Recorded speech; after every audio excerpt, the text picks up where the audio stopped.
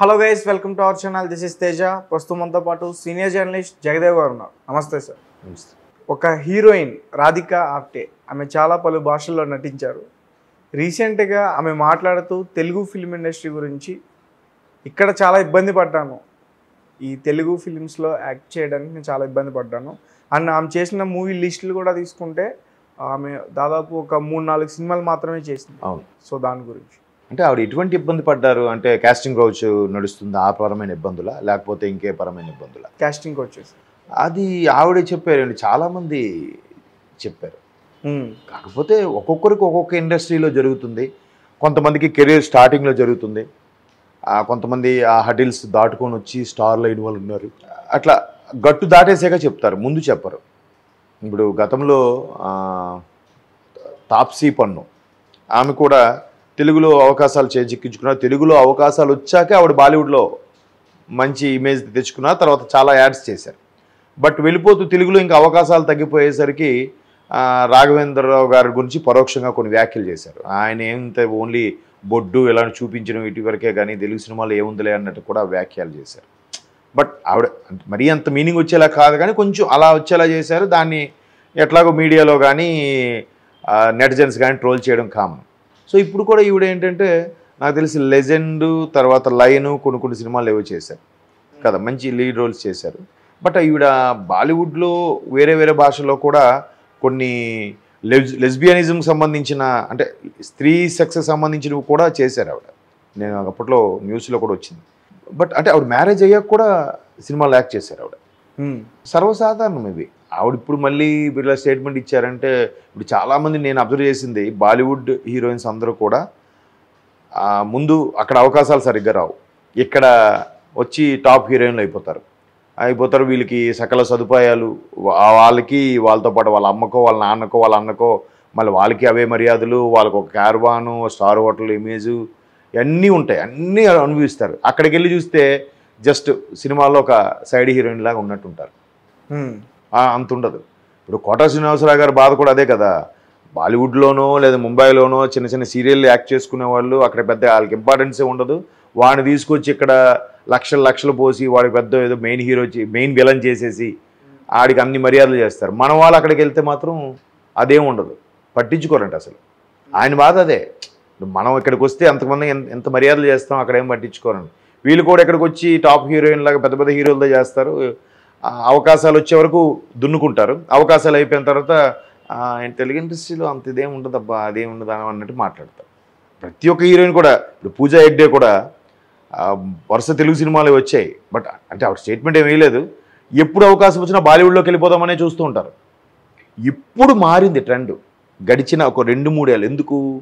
Baahubali pan India movie తర్వాత south మూవీసే pan India రెవెన్యూలో ఆడుతున్నాయి, నార్త్ మూవీస్ ఏం ఆడట్లే. వరుస ఫ్లాప్లో వాళ్ళకి ఆ స్థాయిలో బిగ్గిట్లు ఏం అవ్వలే. అప్పుడు ఒక RRR తీసుకోండి, KGF తీసుకోండి, కాంతారా తీసుకోండి, అన్నీ పుష్ప, ఇవన్నీ కూడా పాన్ ఇండియా మూవీస్ కదా.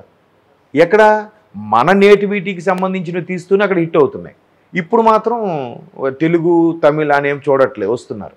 లేకపోతే ఒకప్పుడు వీళ్ళకి ఎంత ప్రాధాన్యత ఇక్కడ ఇచ్చినా టాప్ హీరోయిన్లుగా చలామణి అయినా ఒక్క బాలీవుడ్ సినిమా వచ్చిందంటే మాత్రం ఇక్కడ చిరంజీవి గారితో ఆఫర్ వచ్చినా కూడా వదిలేసి వెళ్ళిపోయేవారు. మరి అలా చాలా జరిగాయి. అంతెందుకు, గ్రేషీ సింగ్ అని ఒక హీరోయిన్ ఉండేరు, సంతోషం నాగార్జున గారితో చేశారు ఆవిడ చేశారు. తర్వాత తప్పు చేసి పప్పు కూడా అని మోహన్ బాబు గారితో సినిమా చేశారు. ఆ తర్వాత ఏమైందో తెలియదు, ఇంకా తెలుగు ఇండస్ట్రీ నాకు నచ్చదు అంటే అక్కడ ఏదో బాలీవుడ్లో ఒక ఆఫర్ వచ్చింది. తెలుగు ఇండస్ట్రీ నాకు ఏదో ఛాన్స్ లేక చేశాను, తెలుగు ఇండస్ట్రీ మంచిది కాదు అన్నట్టుగా ఆవిడే స్టేట్మెంట్ ఇచ్చారు. ఇలాగ చాలామంది ఉన్నారు. ఇప్పుడు తాప్సీ పన్ను, ఈవిడ, ఇంకా మధ్యలో కొంతమంది ఉన్నారు, నాకు పేర్లు కూడా గుర్తులేవు. అట్లా అంటే ఇక్కడ అవకాశం వచ్చే వరకు ఉండడం, తర్వాత వెళ్ళిపోవడం. అంటే ఏంటంటే బాలీవుడ్ ఒక 10 రాష్ట్రాలు హిందీ మాట్లాడితే నేషనల్ లాంగ్వేజ్ క్రేజ్ వచ్చేస్తుందా?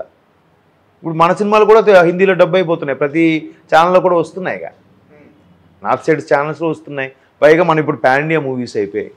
Pan India range Indian cinema అనే ఇమేజ్ తీసుకొచ్చిందే సౌత్ వాళ్ళు, ఎస్పెషల్లీ మన తెలుగు వాళ్ళు, అంతే కదా. ఆమె యాక్ట్ చేసిన మూవీస్ కూడా 2 బాలకృష్ణ గారితో, అలాగే RGV గారు డైరెక్షన్ చేసిన రక్త చరిత్ర. అవును అవును.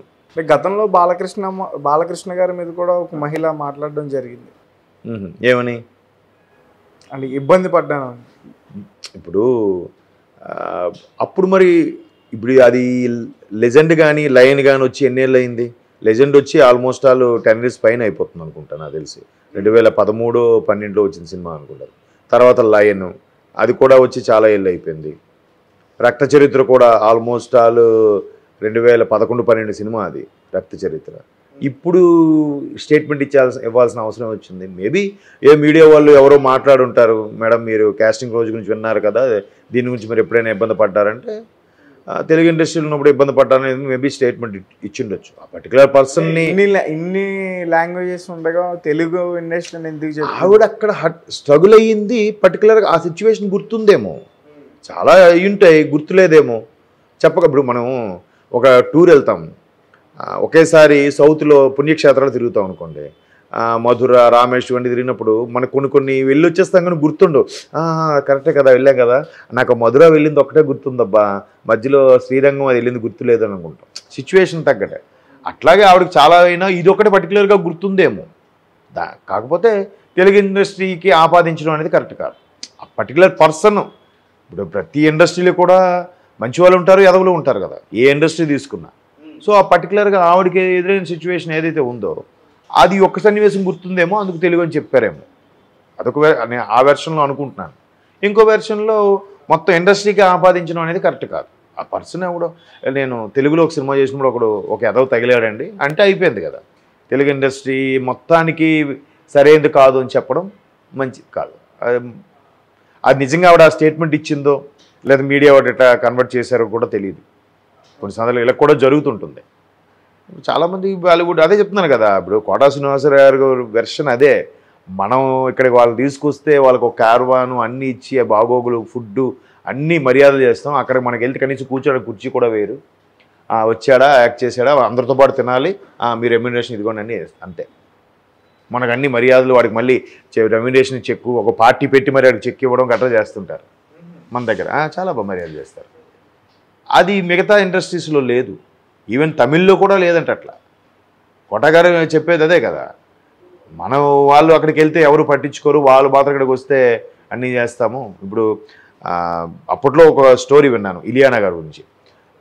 దేవదాసు నెక్స్ట్ మూవీయే పోకిరిలో కూడా మధ్యలో ఒక డైరెక్టర్ ఎవరో ఆమెకి పెట్టి ఇన్ఫ్లుయెన్స్ చేసి పెట్టారని, 50 లక్షలు ఆయన తీసుకొని 50 లక్షలు ఈవిడికి ఇచ్చారని, ₹1 కోటి రెమ్యునరేషన్లో కూడా అని రకరకాల వార్తలు విన్నాను. ఇంకొంతమంది చెప్పడం ఏంటంటే ఈవిడికి ₹1 కోటి ఇచ్చారు, ₹1 కోటి కూడా 80 lakhs ఈవిడికి, మధ్యలో మాట్లాడిన మీడియేటర్కి 20 lakhs ఇచ్చారని, ఈవిడితో పాటు ఈవిడ మదర్కి అన్ని ఫెసిలిటీస్ కల్పించారు. మన ఇండస్ట్రీలో హీరోలు విలన్లు కానీ హీరోయిన్లు కానీ ప్రధానంగా వచ్చినప్పుడు ఇలాగా సకల మర్యాదలు చేస్తుంటారని కూడా కొంతమంది ఇండస్ట్రీ ఫ్రెండ్స్ చెప్పారు. జరుగుతుంటాయి, కామన్ అది. ఇప్పుడు ఆ మధ్యలో మీడియేటర్ అనేవాడు 20 లక్షలు ఎందుకు తీసుకోవాల్సి వచ్చింది, ఈవిడ ఎందుకు ఒప్పుకుంది, ఈవిడ అవసరం కొద్దే కదా. ఒకేసారి దేవదాస్ సినిమా తర్వాత ఒక్కసారి పోకిరి మహేష్ బాబు అప్పటికే స్టార్ చేయడం అనేది అవకాశం ఉండి ఎలా వస్తుంది? ఆవిడ తెలుగు రాదు, పోనీ సూపర్బ్ ఇదంటే కాదు, ఇంకా నెక్స్ట్ 2 మూవీకే కదా, ఎట్లా తెలుస్తుంది? అవును, అది జరుగుతుంటాయి. క్యాస్టింగ్ రోజు లేదంటే మధ్యలో బ్రోకర్లను, మీడియేటర్లను, మేనేజర్లను రకరకాలు ఉంటాయి, ప్రతి దగ్గర ఉంటుంది. కాకపోతే కొంతమంది చెప్పుకుంటారు, కొంతమంది చెప్పుకోరు. కొంతమంది జరిగినా కూడా ఎప్పుడో ఒక 10 ఏళ్ళకి 20 ఏళ్ళ తర్వాత ఆ జరిగిన సిచ్యువేషన్ నాకు అది గుర్తులేదు కానీ ఒకసారి చెన్నై వెళ్ళినప్పుడు గుర్తుందబ్బా అంటాం.